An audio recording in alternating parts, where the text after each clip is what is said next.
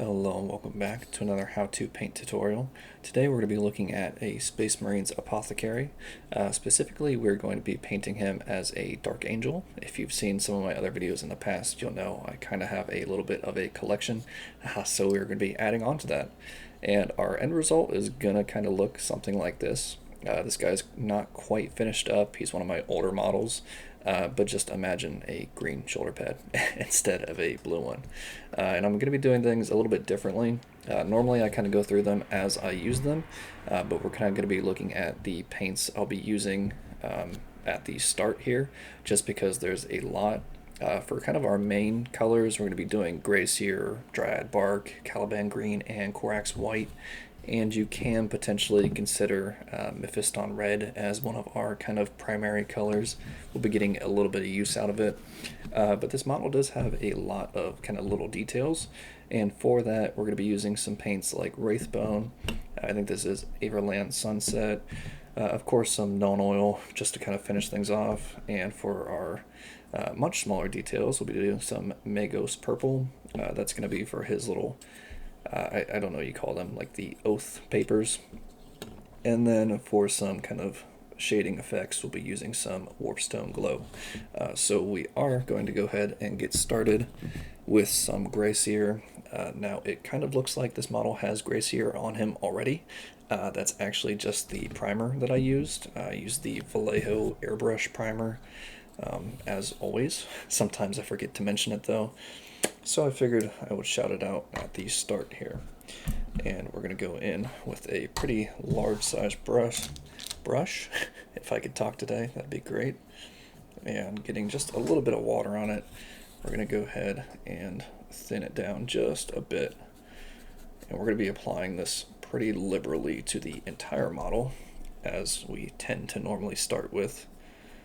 We always either start with a layer of kind of Gray Seer, or if we're doing like a darker colored model, we'll do like Abaddon Black. But for this guy, we definitely want some bright colors, because we're going to end up with some nice shiny white armor. And that will really kind of help us get that final look. Much easier doing from gray rather than black, at least. That sounds like a nightmare waiting to happen. And thankfully I applied this primer pretty well on there. Sometimes I get a little bit patchy with it, just depends on how fast I'm doing. But it is generally kind of the same color as this Gray Seer, so it's kind of hard to tell what's primer and what's paint. But thankfully, if we miss a spot, it's going to be really hard to notice. So that should speed things along just a bit. Now the shoulder pad is a Deathwatch shoulder pad. I really don't know whether it came with this model. I got this model kind of a while ago. I want to say it was part of the Deathwatch Combat Patrol. I'm not 100% on that. I'd have to go back and double check. But I'm pretty sure he did. Otherwise I wouldn't have put this shoulder pad on him. And I meant to paint him forever ago. I've had this model specifically for like months, and I just never really got around to it. So kind of unfortunate, but on the plus side, it does mean I can paint it for the channel, and we can get some content out of it. And of course, it lets me do Dark Angels again, which I haven't painted in like a month or two. And I'm jonesing for it a little bit, I really love my Dark Angels. And as much as I love doing the how-to tutorials on every other chapter, can't really beat my boys. I've really been itching to go back. I kind of feel the same way with Ultramarines. If you know kind of the background, I've talked a lot about it a little bit more in some of my other videos. But essentially, I started with collecting Ultramarines because I'm basic and I'm not very creative, so of course I just saw box art, this is how I'm going to paint them. And so I have quite a large collection of blueberries, I will not lie. I have like 3 shelves worth of units, and I'll show them off at some point. I'll do like a whole video on it. But I have a lot of them. I kind of more recently started getting into Dark Angels. I've painted maybe 1,000 points or so of them already, maybe kind of closer to 2,000. I've got like a squad of Hellblasters, some Intercessors, and a Dreadnought, and maybe a vehicle. I don't really remember. Maybe there's a Rhino tossed in there or something, an Impulsor or a Repulsor, whatever they're called. But the point is, I do have a good number of Dark Angels, and I'm kind of hoping to increase that. So expect more Dark Angels content. Not in the near future, but probably next year. I will definitely pick up some more models. I'm really kind of looking into getting Asmodai and Azariel and all of the kind of big name guys. I'm kind of on the fence about it. So I do have the lion. Unfortunately, I painted him like a blueberry. It's a little bit heretical, but I did pick him up before I started collecting Dark Angels. And it was before I started my channel and everything, so I didn't do a video on it, even though he would have been a great model to kind of do a tutorial on. But the new Christmas, I think it's either a Strike Force or a Battle Force box for Dark Angels, has like a ton of Terminators. It has some like inner circle companions, I believe, and then it has the lion. And if it wasn't for the fact that it has the lion with it, I would snatch it up immediately. They are all great models, and I want all of them. But I'm really on the fence as to whether I want a second lion or not. I kind of do, just for the fact that I can paint him properly this time. But at the same time, if I'm ever like playing the game, it's not like I could field two of them, right? So it's a little redundant. But I am definitely leaning more towards picking him up than I am with not. So kind of be on the lookout for some stuff from that box next year, if I do grab it.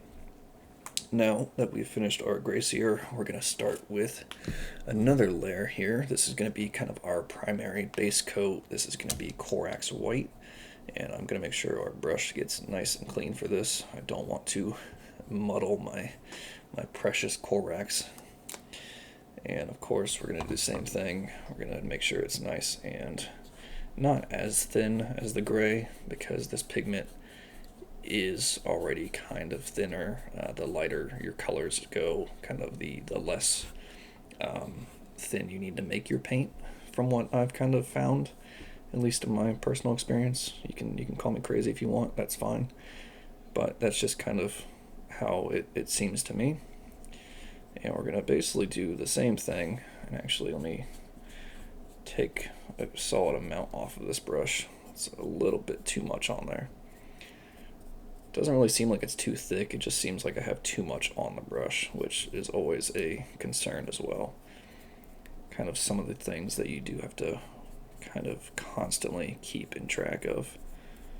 And we're just going to apply this all over for the most part. There are some little bits and bobs that we don't need to bother with, because they're not going to be white at the end of this. Like the little like Talbard thing, we don't really have to worry about. I still might get some white on there, kind of sporadically, because I'm a messy painter when I'm base coating. But we don't really need to focus on it. Same thing with the Space Marine that's laying dead down here. I kind of doubt he's going to be white as well. I don't know what chapter I'm going to make him, actually. So that leaves me with a great talking point here. If, for some reason, you feel like you want to chip in and kind of throw some names out for what chapter you want this to be, I don't really... I'm going to be honest here, and I should be more kind of up to date on my lore. I don't really know who the Dark Angels, like, main beef is. I know they do kind of have like a little bit of beef with Space Wolves, but that's more of like a friendly kind of competition thing now in the current lore. But in terms of like Chaos and Heresy Marines, I don't really know who their main kind of enemy is. Obviously, for like Ultramarines, you have the Word Bearers. For man, I'm really blanking on all the names now. It'll come to me. Don't worry. We'll be like 5 more minutes in, and I'll just suddenly throw some more names out there. But yeah, there's is kind of like a good matchup for each legion, and I don't really know who it is for Dark Angels. I want to say Night Lords. I feel like that's a thing. I'm not quite at that point in the heresy yet with the novels, but I do think they kind of get sent to chase them and hunt them down while like the Siege of Terra is going on. So that's a big contender. But if you guys want to see any specific trader models or legions rather, let me know in the comments, and I will definitely kind of paint that accordingly. Of course, it depends on if I have the right paints, but I do have a pretty wide selection, so we should be good there. But yeah, just let me know. Leave a comment. If someone else puts it down there before you get there, just kind of upvote it, or like it or whatever. I don't know what they're called anymore. I'm terminally online, but I don't know the names of things. And just kind of shout it out, and I'll definitely take it into consideration. I also mentioned in my last series I've been playing a lot of Factorio recently. Since I did the first episode of the Emperor's Children how to, I probably put in an extra like dozen hours. Kind of for good reason though. I'm kind of challenging myself to actually finish the game for once, or at least launch a rocket or whatever like the typical victory conditions are. Because I do want to pick up the DLC, but I don't want to do it until I manage to win. That's kind of where I'm at right now. So I've really been grinding out on that, and I gotta say it is equal parts frustrating as it is very enjoyable. It's highly addicting, but good lord, it does kind of make your head spin.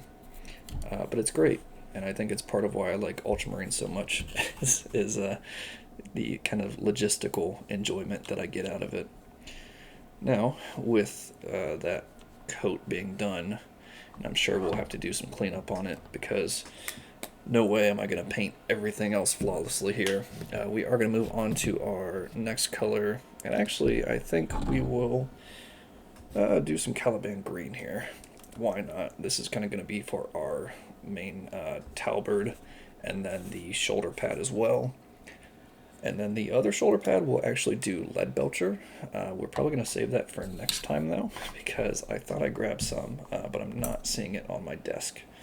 So I will definitely rectify that for the next episode. And same thing as before, of course, this is kind of ingrained in our system now, is to make sure our paint has a good amount of water mixed into it. And actually we'll want just a little bit more there. It's a little too thin. Perfect. And we're going to go ahead and, if I could avoid dropping this thing, trying not to, we're going to go ahead and just slather this on there. And unfortunately, this brush is fraying a little bit, but we'll kind of try to work with it as we go. And I want to apologize right off the bat because we're going to be getting some weird angles going on here. It's kind of unavoidable with all these little nooks and crannies we got to get into. And I think if I mix some more water in, this will kind of help my brush out. We'll even need some more on our palette anyway, so that's perfectly fine. And we'll get right back to it and try to keep things properly on camera for you here. I'll even move a light around so you can see in the shadows there a little bit better. And you can see right off the bat I'm already ruining that white. We're definitely gonna have to come back and fix it, but that's okay. That's kind of anticipated, unfortunately, because I do not have steady hands, nor do I have great amounts of precision when it comes to painting. I'm sure if you've seen my other videos, you guys know that already. But for you guys that are just joining us, I don't really know kind of the stats of like new to returning viewers. YouTube tells me, but it's a really weird to read kind of chart, and I can't follow it too well, so I don't really know the percentages. But if you're returning, you kind of know how I paint, and it's you know, it's a method. It's not a good method, some might say, but it's my method. And gosh darn it, I'm going to keep with it. And we will slowly improve kind of as we go. Now it does get a little bit tricky up here as we go kind of higher up on our talberd. And my camera wants to refocus randomly, so that's extra fun. But he has like this little kind of necklace thing going on, like a lanyard almost. And it's kind of hard to tell where like the cloth keeps going and where that necklace starts and ends. So we're just gonna kind of broadly paint the entire thing, and then we'll really narrow that down once we get to our next color. Well, maybe not next. Whenever we get to the brown specifically. And it's kind of hard to see as well. There's a overlap between this talberd and the white, or the ceramite, or whatever it's called.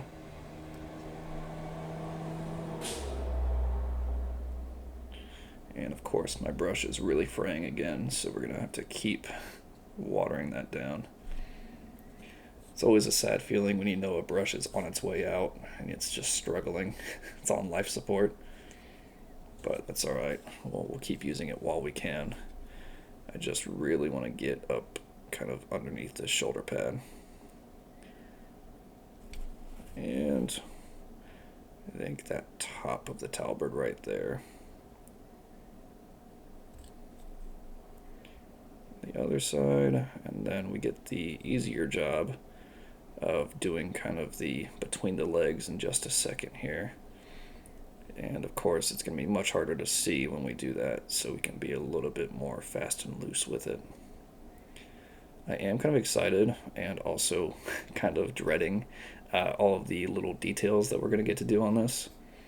I do like kind of the more simplistic Space Marines, just a bit of kind of shoulder trim and like doing the Imperialis and stuff is fun and it's quick. But really having these more detailed models does kind of make your paint jobs look just a bit better, and maybe even deceivingly so. I think I'm a pretty average painter, but having all these little baubles and just tiny details really kind of help distract from how mediocre I am. And now that that's kind of drying, we're going to come back, like I said a moment ago, and do kind of in between the legs here. And actually, it's going to be kind of weird with this brush, but we'll try our best.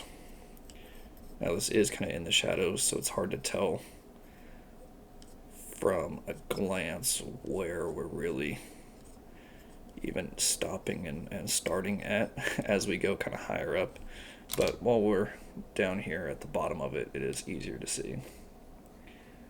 And get some more paint on our palette, because I never put enough, unfortunately.